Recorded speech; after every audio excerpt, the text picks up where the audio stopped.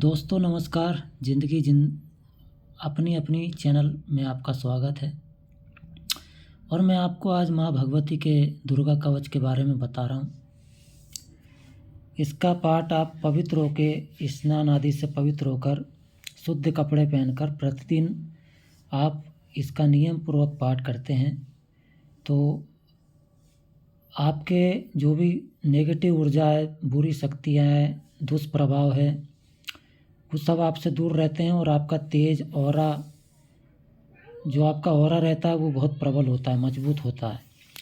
और किसी भी प्रकार की भूत प्रेत, ब्रह्म राक्षस, चांडाल, डाकनी शाकनी, पिशाचनी, मरघट मसान, जितने भी गंदी चीज़ है ये सब आपसे दूर रहती है। तो आप इसको संस्कृत में भी पढ़ सकते हैं और हिंदी में भी पढ़ सकते हैं, जैसा आपको उचित लगे। बाकी जो व्यक्ति प्रतिदिन इसका पाठ करता है या तीनों टाइम में एक ही बार पढ़ता है तो भी माता रानी उसको बहुत अच्छा प्रभाव देती है।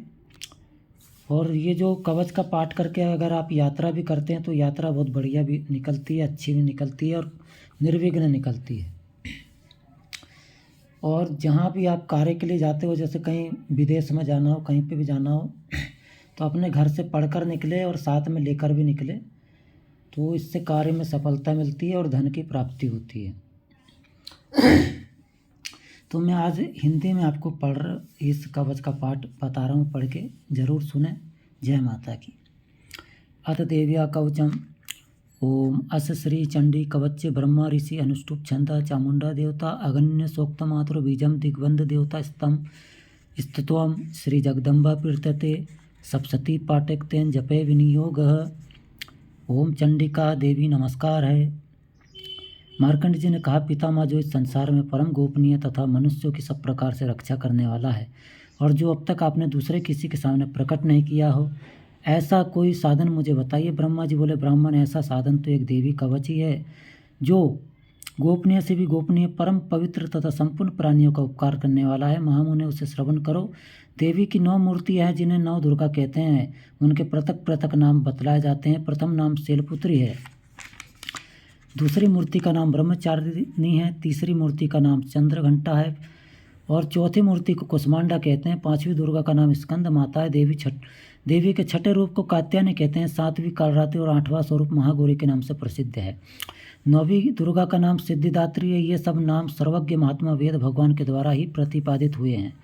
जो मनुष्य अग्नि में जल रहा हो और रणभूमि में शत्रुओं से घिर गया हो, विषम संकट में फंस गया हो तथा इस प्रकार के भय से आतुर होकर भगवती दुर्गा की शरण में जो प्राप्त हुए, उनका कभी कोई अमंगल नहीं होता। युद्ध के समय संकट में पड़ने पर भी उनके ऊपर कोई विपत्ति दिखाई नहीं देती। उन्हें शोक दुख और भय की प्राप्ति नहीं होती। जिन्होंने भक्तिपूर्वक देवी माँ का स्मरण किया है उनका निश्चय ही अबुद्ध होता है। हे देवेश्वरी, जो आपका चिंतन करते हैं आप उनकी निसंदेह रक्षा करती हो। और चामुंडा देवी प्रेत पर आरूढ़ होती है।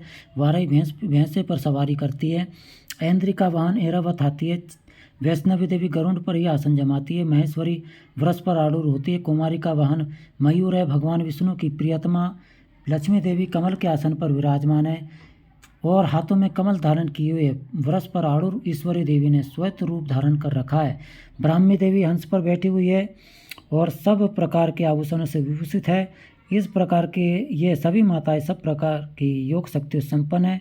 इनके सिवा और भी बहुत सी देवियां हैं जो अनेक प्रकार के आभूषणों से शोभायुक्त हैं तथा नाना प्रकार के रत्नों से सुशोभित है। ये संपूर्ण देवियां क्रोध में भरी हुई है और अपने भक्तों की रक्षा के लिए रथ पर बैठी दिखाई देती है। ये शंख चक्र गदा शक्ति हल और मूसल, खेटक और तोमर, परशु तथा पास, कुंत और त्रिशूल एवं उत्तम सांकड़ धनुष आदि अस्त्र शस्त्र अपने हाथों में धारण करती है। दैत्यों का शरीर का नाश करना और भक्तों का विधान देना और देवताओं का कल्याण करना, यही इनके शस्त्र धारण करने का उद्देश्य है। कवच आरंभ करने से पहले इस प्रकार प्रार्थना करनी चाहिए। महान रौद्र रूप, अत्यंत घोर पराक्रम, महान बल और महान उत्साह वाली देवी, आप महान भय का नाश करने वाली हो।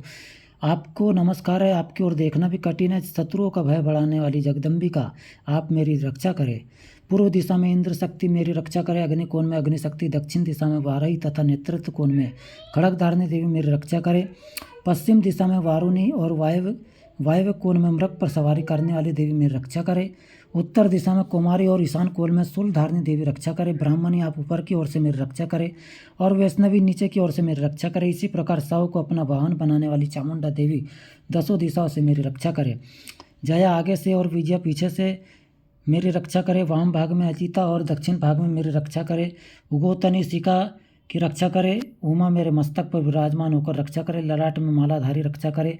और यशस्विनी देवी मेरी भुहों का संरक्षण करे। भुहों के मध्य भाग में त्रिनेत्रा और नथुनों की यमघंटा देवी रक्षा करे। दोनों नेत्रों के मध्य भाग में संकनी और कानों में द्वारवासिनी देवी रक्षा करे। कालिका देवी कपोलों की तथा सांकरी भगवती कपोलों की तथा भगवती सांकरी कानों के मूल भाग की रक्षा करे। नासिका में सुगंधा और ऊपर के ओठ में चर्चिका देवी रक्षा करे। नीचे के ओठ में अमृतकला तथा जीवा में सरस्वती देवी रक्षा करे। कुमारी दांतों की और चंडिका कंठ प्रदेश की रक्षा करे। चित्रघंटा गले की घाटी की और महाव्या तालू में रहकर रक्षा करे। कामाक्षी डोड़ी की और सर्वमंगला मेरी वाणी की रक्षा करे। भद्रकाली गिरीवा में और धनुर्धरी पृष्ठवंश मेरुदंड में रहकर रक्षा करे। कंठ के बाहरी भाग में नीलग्रीवा, कंठ के नली में नलकुबरी रक्षा करे। दोनों कंधों में खड़गनी और मेरी दोनों भुजाओं की व्रज धारणी देवी रक्षा करे। दोनों हाथों में दंडनी और अंगुलियों में अंबिका देवी रक्षा करे। शिलेश्वरी नखों की रक्षा करे। कुलेश्वरी कुची पेट में रहकर रक्षा करे। महादेवी दोनों स्तनों की और शोक विनाशिनी देवी मन की रक्षा करे। ललिता देवी हृदय में और शूल धारण देवी उदर में रहकर रक्षा करे। नाभि में कामनी और गुआ भाग की गुहेश्वर रक्षा करे। पुतना और कामिका लिंग की और महिषवानी गुदा की रक्षा करे। भगवती कटिभाग में और विंध्यवासिनी घुटनों की रक्षा करे। संपूर्ण कामनाओं को देने वाली महाबला देवी दोनों पिंडलियों की रक्षा करे। नारसिंही दोनों घुट्टी की और तेजसी देवी दोनों चरणों की रक्षा करे। पृष्ठभाग की रक्षा श्रीदेवी पैरों की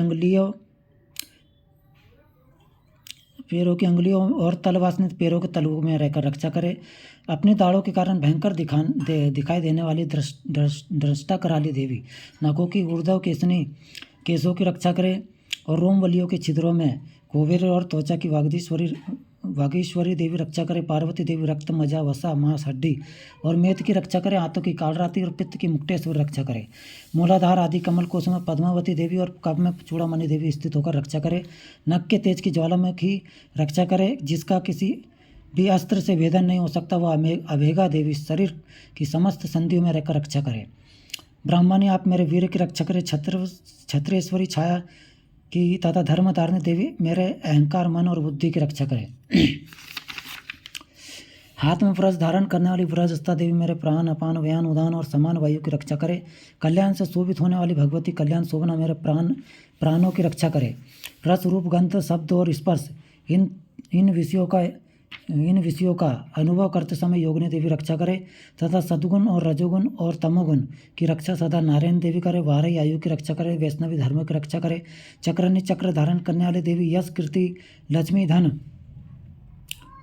तथा विज्ञा की रक्षा करे। इंद्राणी आप मेरे गोत्र की रक्षा करे। चंडी की आप मेरे पशुओं की रक्षा करे। महालक्ष्मी मेरे पुत्रों की रक्षा करे। और भैरवी पत्नी की रक्षा करे। मेरे पथ की सुविधा तथा मार्ग की क्षेम कर रक्षा करे। राजा के दरबार में महालक्ष्मी रक्षा करे तथा सब और व्याप्त रहने वाली विजया देवी संपूर्ण भयों से मेरी रक्षा करे। देवी जो स्थान कवच में नहीं कहा गया था और रक्षा से रहित वह सब आपके द्वारा सुरक्षित हो, क्योंकि आप विजयशालिनी और पापनाशनी हो।